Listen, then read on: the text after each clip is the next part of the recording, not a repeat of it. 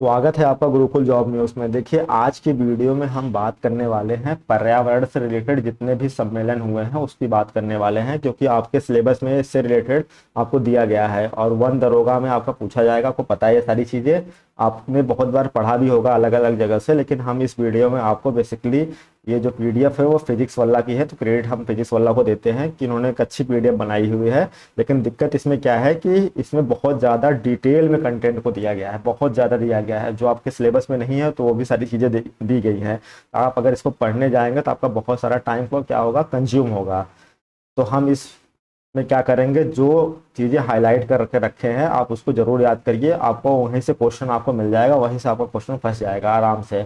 तो आपका पर्यावरणीय सम्मेलन से जितने भी इंपॉर्टेंट फैक्ट निकल के आ सकते हैं, सारा चीज़ को हम कवर करेंगे इसमें। तो आप वीडियो को लाइक भी कर दीजिएगा, चैनल को जरूर सब्सक्राइब कर लीजिएगा, क्योंकि वन दरोगा से आपको पता है कितने लोग क्वेश्चन करवा रहे हैं और कितने लोग आपको डिस्कस कर रहे हैं। बहुत कम लोग, क्योंकि होता क्या है कि 19,000 आपको शॉर्टलिस्टेड किया गया है, तो बच्चे भी कम है इसमें। तो जो बड़े बड़े चैनल हैं उन्होंने तो हाथ ही खड़े कर दिए हैं कि भैया हम इसको नहीं करवाने वाले हैं। तो हम आपको करवा रहे हैं, तो आप चैनल को जरूर सब्सक्राइब करिएगा, क्योंकि अगर आप इसको करके जाते हैं तो आपको जरूर फायदा मिलेगा। चलिए हम वीडियो को शुरू करते हैं, क्योंकि हम कम टाइम में करवाने वाले हैं, बहुत ज़्यादा टाइम नहीं लेंगे आपको। देखिए, सबसे पहले हम बात कर लेते हैं मानव पर्यावरण पर संयुक्त राष्ट्र सम्मेलन 1972। इसको आप लोग स्टॉकहोम सम्मेलन के नाम से भी जानते हैं। 1972 में सम्मेलन हुआ था। इसके स्वरूप आपका जो यूएनईपी है, यूनाइटेड नेशन इन्वायरमेंटल प्रोग्राम, इसका गठन हुआ था। इस सम्मेलन के परिणाम स्वरूप संयुक्त राष्ट्र पर्यावरण कार्यक्रम का गठन हुआ था। और इसकी राजधानी आपको पता है कहाँ पे है, हेडक्वार्टर ये है आपकी नैरोबी में है। नैरोबी कहाँ पे है, कन्या की आपकी राजधानी है, वहाँ पे इसका हेडक्वार्टर नैरोबी के अंदर बनाया गया है। इसको और क्या नाम से जानते हैं, इसको 1972 में संयुक्त राष्ट्र संघ के स्वीडन के स्टॉकहोम में इसका सम्मेलन किया गया है। इसको इसको स्टॉकहोम सम्मेलन के नाम से भी जानते हैं। उसके बाद हम लोग आ जाते हैं, जो चीज़ हाईलाइटेड की है आपको वही चीज़ पढ़ना है, क्योंकि आपको सिलेबस में उसी से रिलेटेड दिया गया है और उसी से रिलेटेड आपको कुछ क्वेश्चन आएंगे। देखिए, ब्रंटलैंड आयोग। अब आप ये सोच रहे हैं कि हमारे सिलेबस में तो दिया नहीं गया है, लेकिन ये आपके लिए इंपॉर्टेंट है। ऐसा मैं क्यों बोल रहा हूँ, देखिए पहले बताता हूँ, आपको खुद ही समझ में आ जाएगा। ये आयोग पहले विश्व पर्यावरण और विकास आयोग के रूप में जाना जाता है। ये आपसे क्वेश्चन डायरेक्ट पूछा जा सकता है कि निम्नलिखित में से कौन सा ऐसा आयोग है जो पहले विश्व पर्यावरण और विकास आयोग के रूप में जाना जाता है, तो वहाँ पे ब्रंटलैंड आयोग भी एक ऑप्शन में होगा। तो इसलिए आपको ये डायरेक्ट याद रखना है, फैक्ट के रूप में याद रखना है। इसका उद्देश्य हम बता देते हैं ब्रंटलैंड आयोग का। इसमें उद्देश्य ये था कि विश्व के सभी देशों को सतत विकास के लिए एकजुट करना इसका मुख्य उद्देश्य था। अब हम अगले सम्मेलन की तरफ आ जाते हैं। अगला जो सम्मेलन है आपका है वो रियो पृथ्वी सम्मेलन। इसको प्रथम पृथ्वी सम्मेलन भी कहते हैं, जो कि कब हुआ था, 1992 में हुआ था। तो आपको ईयर याद रखना है कि 1992 में का प्रथम पृथ्वी सम्मेलन हुआ था। ये कब हुआ, जून 1992 में। एक तो ये याद रखना है। इसमें क्या क्या कहा गया, बेसिकली इसमें रियो आपको पता है ना, ब्राजील के अंदर है। यहाँ पे रियो डी जेनेरियो में इसका आयोजन किया गया था, जो कि पर्यावरण सम्मेलन है। रियो घोषणा पत्र में 27 सिद्धांतों को समावेश किया गया था। डायरेक्ट आपसे पूछा जा सकता है कि रियो घोषणा पत्र में कितने सिद्धांतों का समावेश किया गया था। 27 सिद्धांतों का समावेश किया गया था। और उस टाइम, क्योंकि ये सबसे इंपॉर्टेंट है, आपसे यहाँ से एक क्वेश्चन जरूर मिलेगा। इसमें 175 देशों ने क्या किया था, साइन किया था। और इसके कुछ रिजल्ट थे, प्रमुख परिणाम थे, वो देख लेते हैं क्या क्या था। एक तो एजेंडा 21 के ऊपर बात हुई। देखिए, पर्यावरण वगैरह की बात ऊपर तो बात हुई, वो तो सब कॉमन है, लेकिन एक एजेंडा 21 निकल के आया और एक आपका वन सिद्धांत निकल के आया। दो चीजें बहुत महत्वपूर्ण है। आपका क्वेश्चन ऐसे पूछा जा सकता है कि एजेंडा 21 किससे संबंधित है।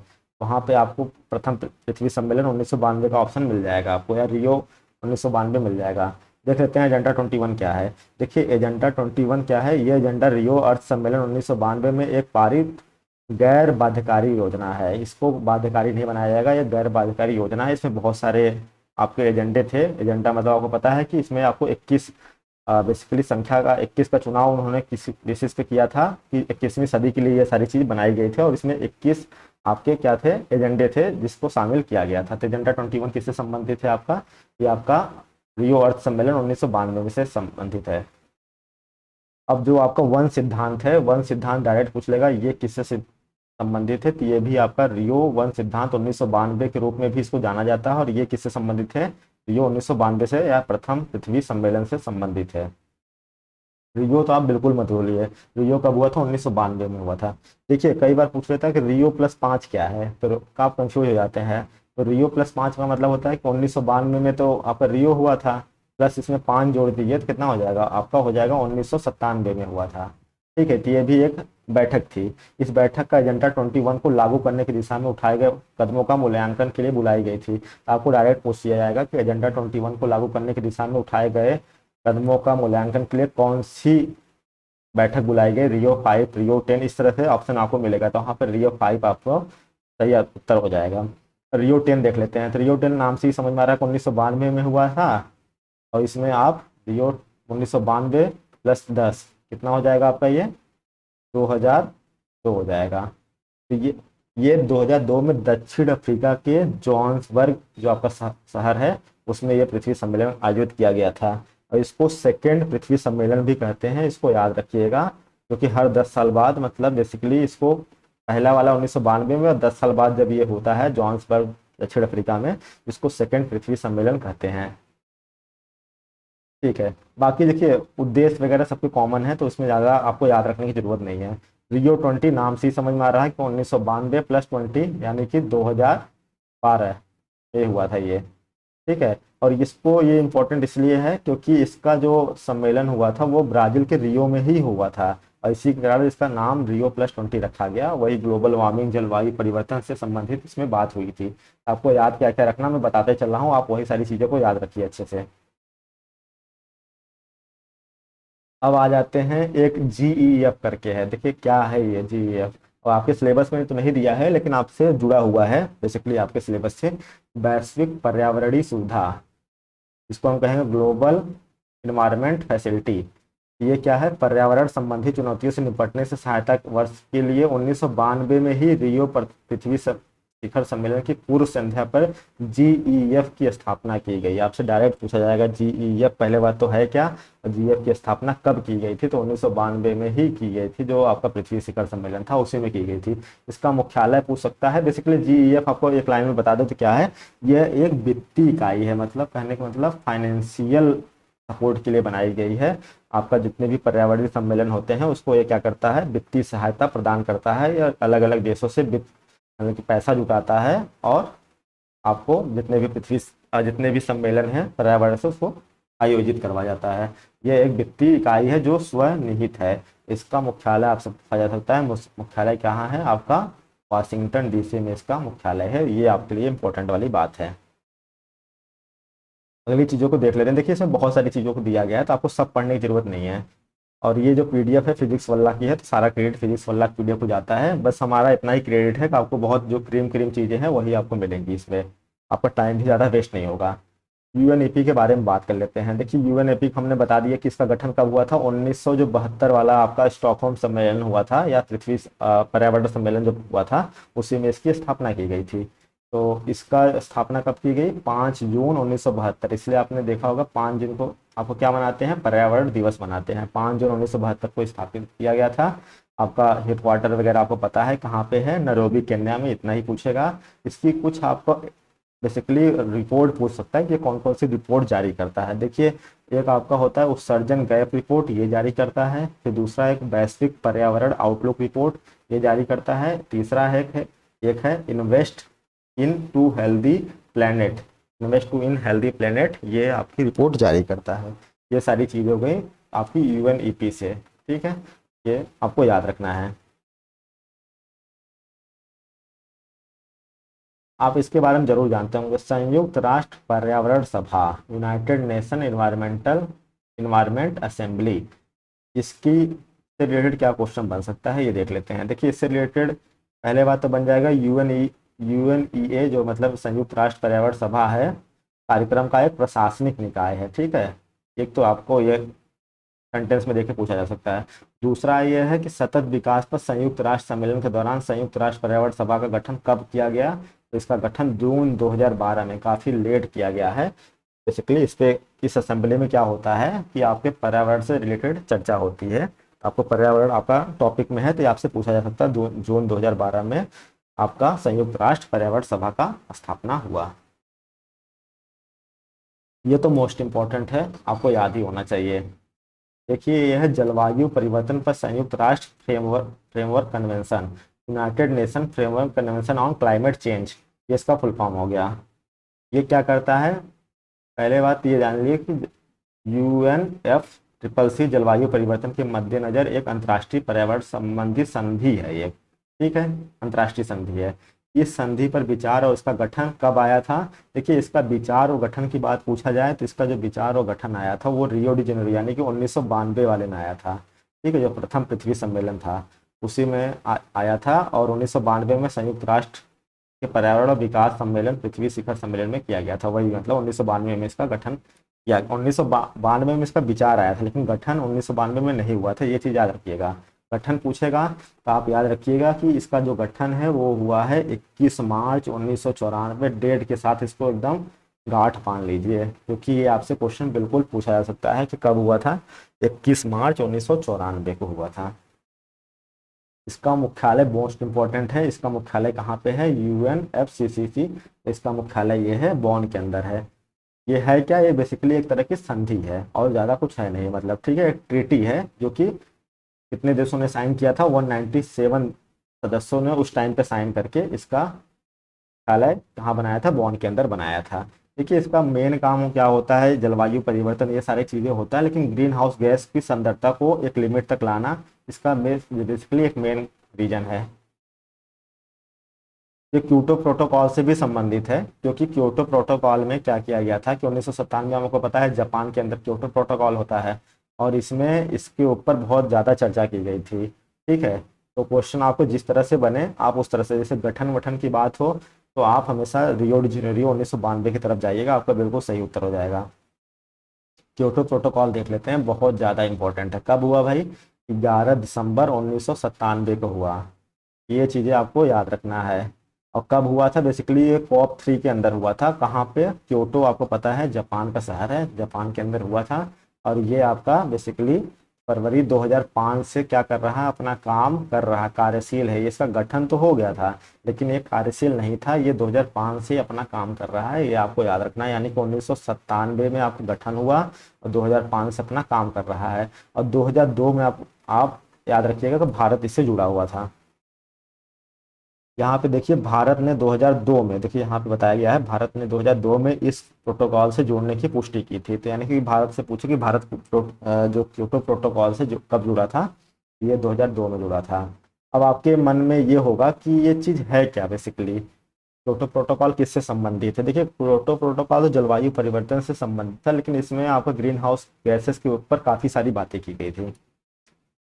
इस प्रोटोकॉल के तहत, तो ये वाला पॉइंट जो है इंपॉर्टेंट है, इस प्रोटोकॉल के तहत वर्ष 1990 के स्तर की तुलना में 2012 तक, ये डेटा याद रखिए, और वर्ष 1990 के स्तर की तुलना में 2012 तक दुनिया भर में हरित गैसों के उत्सर्जन में कितनी % की कटौती करनी है? क्वेश्चन पूछा जाएगा तो आपको वहाँ 5, 10, 15, 20, तो आपको याद रखना है कि 5% कटौती की बात इसमें कही गई थी, ठीक है भाई। इसमें कोई अब दिक्कत वाली बात है नहीं।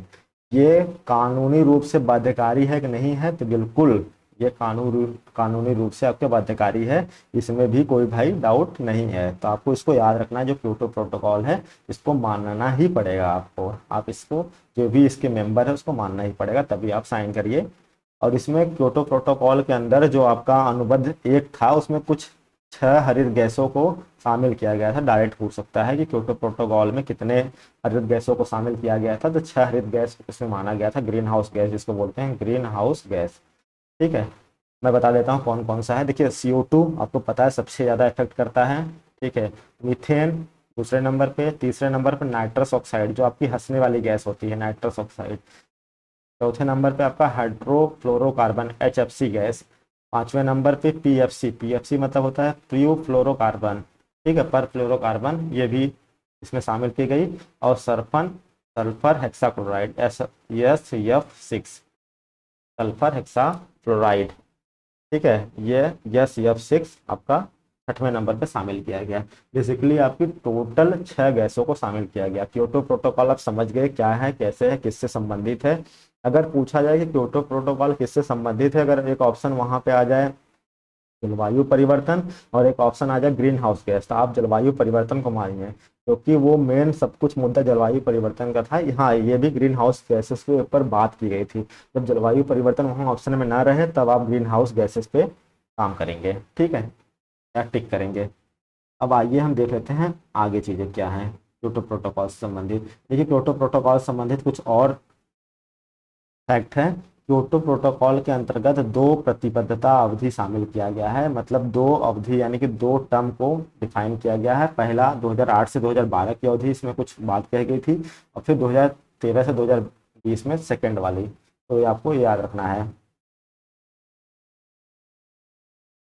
क्योटो प्रोटोकॉल डायरेक्ट पूछ लेगा किससे जुड़ा हुआ एक अंतर्राष्ट्रीय संधि है, तो क्योटो प्रोटोकॉल यूएनएफसीसी, जिसकी स्थापना कब हुई भाई, 21 मार्च 1994 से जुड़ा हुआ एक अंतर्राष्ट्रीय संधि है, ठीक है, जिसमें ग्लोबल वार्मिंग द्वारा हो रहे जलवायु परिवर्तन को रोकने के लिए ये बात की गई थी, ठीक है। ये सारी चीज़ें आपको पता है। अब आ जाते हैं बात, बेसिकली आपको क्योटो प्रोटोकॉल के बाद कुछ महत्वपूर्ण सीओपी हुए, मतलब कॉन्फ्रेंस ऑफ पार्टी हुए। आपको सबको तो याद नहीं करना है, ठीक है। अब सीओपी 12, 13, 14, 15 सबको तो नहीं याद करना है, जो इंपॉर्टेंट है मैं वो बता रहा हूँ आपको, क्योंकि आपके सिलेबस में जो दिया गया है वो दिया गया है COP 27 शिफ्ट दिया गया है, जो कि 2022 के अंदर कराया गया था। लेकिन मैं उसके अलावा भी कुछ बता देता हूँ आपको जो इम्पोर्टेंट है। देखिए, पेरिस सम्मेलन को बहुत पूछता है कि पेरिस समझौता कब हुआ, तो पेरिस समझौता जो था वो COP 21 का ही भाग था। COP 21 का भाग था, और ये कब हुआ था, 2015 में हुआ था, ठीक है। बेसिकली वही सारी चीज़ें हैं कि ठीक है, आपको ग्लोबल वार्मिंग से बचाना है, जलवायु परिवर्तन, ये सारी चीज़ें देखिए उद्देश्य वगैरह लगभग लगभग कॉमन होते हैं, ठीक है। COP 21 आप समझ गए कि जल इससे पेरिस समझौता से है। बाकी आगे COP 26 देख लेते हैं। देखिए, हमारे में सिलेबस में COP 27 है, लेकिन आपको पता होना चाहिए 2021 में कहाँ हुआ था। आपको ये बस इतना ही पता होना चाहिए कि 2021 में जो COP 26 हुआ था वो आपका ग्लासगो, जो कि ब्रिटेन में है, वो वहाँ पे हुआ था COP 26, तो आपको इतना याद रखना है। COP 27 कहाँ हुआ, ये तो आपका सिलेबस में दिया हुआ है, तो इसको हम थोड़ा डिटेल में देखेंगे।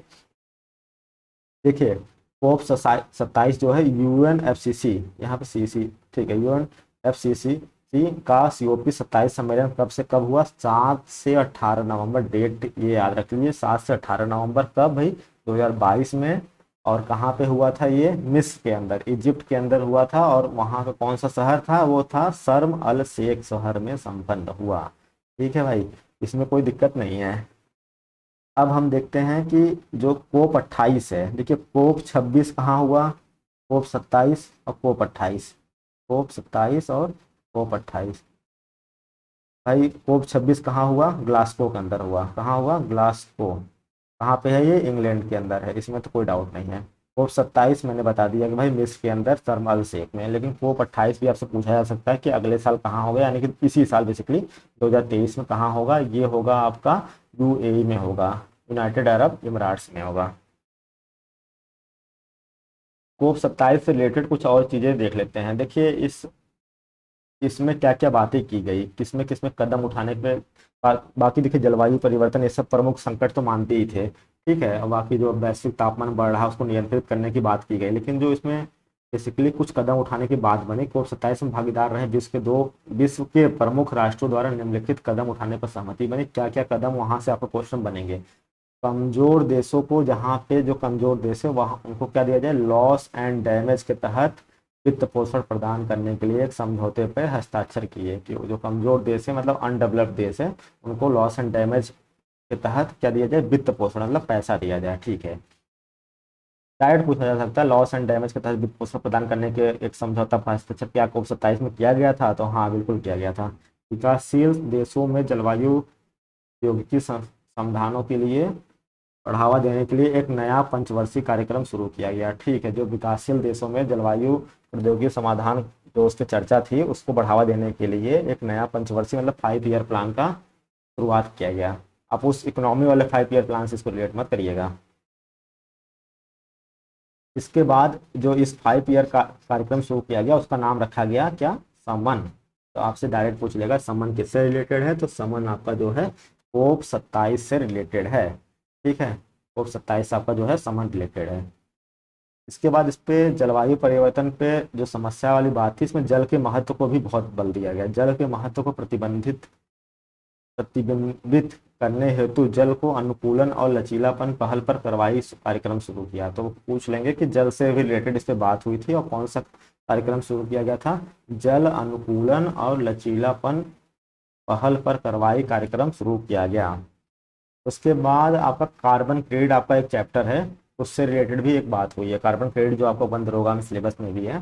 कार्बन क्रेडिट उत्पादन के विकास हेतु एवं अफ्रीका में रोजगार के अवसर पैदा करने हेतु अफ्रीका कार्बन बाजार पहल शुरू की गई। मतलब अफ्रीका स्टॉक एक्सचेंज जैसे होता है बॉम्बे स्टॉक एक्सचेंज, इसी तरह कार्बन का भी स्टॉक एक्सचेंज होता है, तो अफ्रीका में शुरू किया गया, जिससे कि जो अफ्रीका में रोजगार के अवसर पैदा हो। ये सारी चीज़ इस पर बात की गई। ठीक है, आपको अब जो आपका 27 था वो कंप्लीट हो गया है। तो इससे रिलेटेड जितना मैंने बताया, अगर आप इतना करके जाते हैं तो आपका 27 से क्वेश्चन नहीं छूटेगा। इसके अलावा देख लेते हैं और कौन सा इंपॉर्टेंट है। मैंने टिक लगा रखा। देखिए ये सारी चीज़ें आपको दी गई हैं, पर्यावरण से ही रिलेटेड सम्मेलन है, लेकिन इतनी इंपॉर्टेंट है नहीं। तो आपके सम्मेलन बेसिकली जो सिलेबस में है उसी को हम यहाँ पर डिस्कस करेंगे। हाँ, रामसर सम्मेलन में आ जाते हैं। रामसर कन्वेंशन आपको पहले पता होना चाहिए किससे रिलेटेड है। तो ये आर्द्र भूमि जो आपका वेटलैंड है उससे रिलेटेड है। होता क्या है कि 2 फरवरी 1971 के अंदर ईरान में क्या होता है, बैठक होती है और इस पे हस्ताक्षर साइन किया जाता है कि वेटलैंड को बचाना है, और इसे यही सारी चीज़ें इसमें की गई है। और ये 1971 में शामिल किया गया, लेकिन इसको अमल में कब लाया गया था, 1975 में इसको अमल में लाया गया। ये आपको याद रखना है। 2 फरवरी 1971 को साइन किया गया था, तो इसलिए 2 फरवरी को क्या मनाया जाता है, विश्व भर में आर्द्र भूमि दिवस मनाया जाता है, वर्ल्ड वेटलैंड डे मनाया जाता है। ठीक है, अगला क्या है, इससे क्वेश्चन बन सकता है, वर्तमान में विश्व में कुल कितनी आर्द्र भूमियां हैं, कितनी वेटलैंड है, तो 1929 है। ठीक है, उसके बाद भारत में पूछ सकता है कि भारत में कितने वेटलैंड है।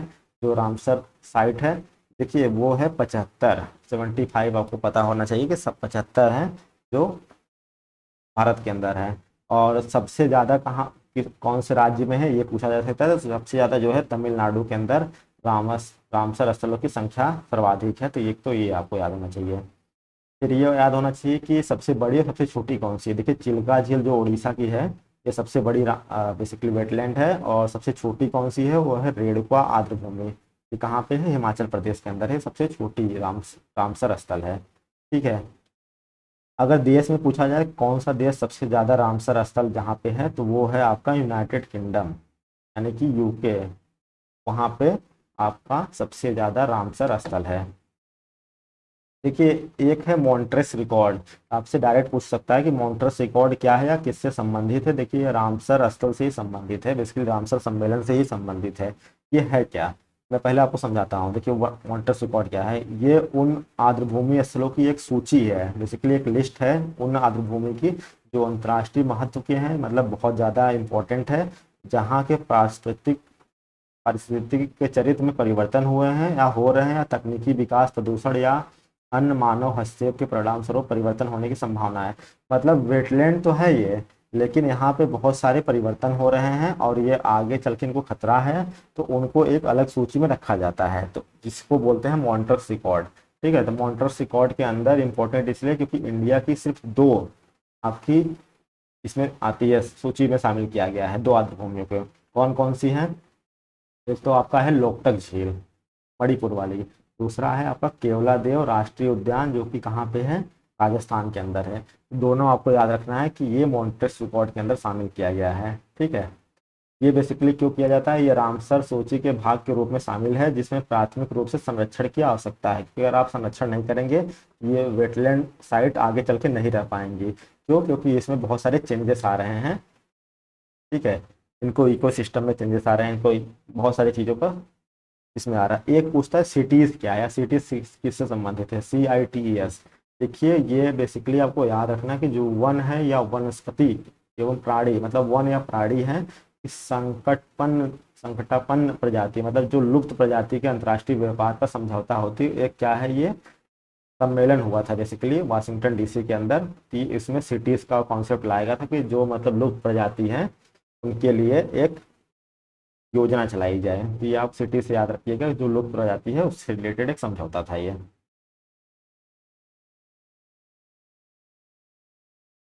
अगला देख लेते हैं ट्रैफिक। देखिए ट्रैफिक कोई सम्मेलन तो है नहीं, बेसिकली है क्या ये एक एनजीओ है। कैसा है, पहले इसके बाद फुल फॉर्म है आपको याद होना चाहिए। ट्रैफिक मतलब trade record analysis of flora and fauna in commerce. ठीक है, trade record analysis of flora and fauna in commerce के अंदर एक गैर सरकारी संगठन यानी कि गैर एनजीओ नॉन गवर्नमेंटल ऑर्गेनाइजेशन है जो जैव विविधता संरक्षण और सतत विकास दोनों के संदर्भ में वन जीव और पादपों के व्यापार पर विश्व स्तर पर काम कर रहा है। ठीक है, ये आपको याद होना चाहिए। बेसिकली क्या है, ये क्या है, जैव विविधता संरक्षण और सतत विकास दोनों के संदर्भ में वन जीव और पादपों के व्यापार पर विश्व स्तर पर काम कर रहा है। एक एनजीओ का टाइप काम कर रहा है। ठीक है, ट्रैफिक आपको पता होना चाहिए, इसका फुल फॉर्म पता होना चाहिए। इसका जो मुख्यालय है वो कैम्ब्रिज इंग्लैंड के अंदर है। बस आपको इतनी सारी 2 पॉइंट आपको पता है तो आपका काम आराम से निकल जाएगा। अब ज़्यादा कुछ बचा नहीं है, देख लेते हैं कि और क्या क्या बचा है इसमें। ये सारे आपके इम्पोर्टेंट नहीं है। ठीक है, आईयूसीएन के बारे में देख लेते हैं। अंतर्राष्ट्रीय आईयूसीएन अंतर्राष्ट्रीय प्रकृति संरक्षण संघ आईयूसीएन। ठीक है, ये एक अंतर्राष्ट्रीय संगठन है जो प्रकृति और प्राकृतिक संसाधनों के संरक्षण और उन्हें सतत उपयोग के क्षेत्र में कार्यरत है।